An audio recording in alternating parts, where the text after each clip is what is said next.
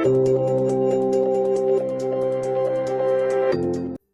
Azərbaycan Partiyası Səbail rayon təşkilatının təşkilatçılığı ilə 5 oktyabr müəllimlər gününə həsr olunmuş tədbir keçirilib. Tədbir Ulu Öndər Heydər Əliyevin və şəhidlərimizin əziz xatirəsinin bir dəqiqəlik sükutla yad edilməsi və dövlət himninin səsləndirilməsi ilə başlayıb.